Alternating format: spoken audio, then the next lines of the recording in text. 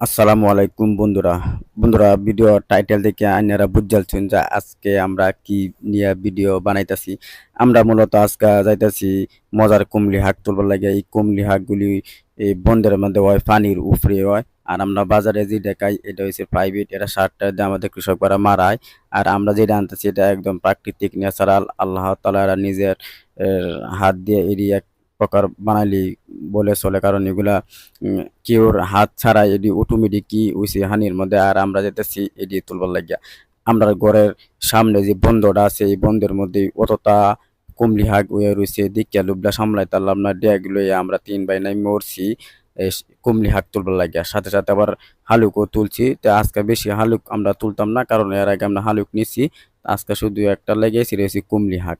তো দেখতেছেন কুমলি হাঁক আমরা তুললে একটা ড্যাগ ভরিয়ে হরে লয়ে যাই বাজার। সরি বন্ধুরা, বাজারও না, এটা আমরা নিজেরাই খাইয়াম।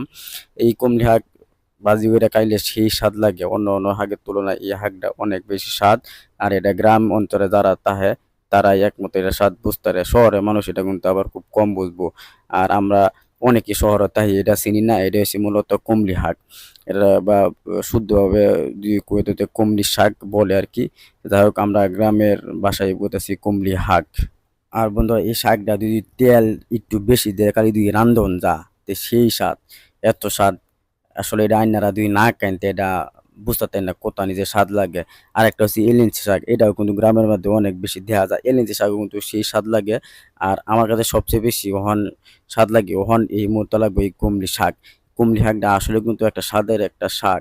আর আইনারা যারা খাইতে শুনিয়া এটা খাওয়ার চেষ্টা করবেন, গ্রাম অঞ্চলে থাকবেন বা আপনার গ্রাম অঞ্চলে যদি কেউ তাহে তা আপনারা অবশ্যই এটা নিয়ে খাওয়ার চেষ্টা করবেন। যাই হোক বন্ধুরা, আমার ডেকডা বইরে গেছে গা, আঙ্গাইনি তারি অনেক ওজন দুই হাইনে কামড়ায় আমরা কি করছে, মজা শাক তুলবার গেছিলাম আমার টেঙ্গর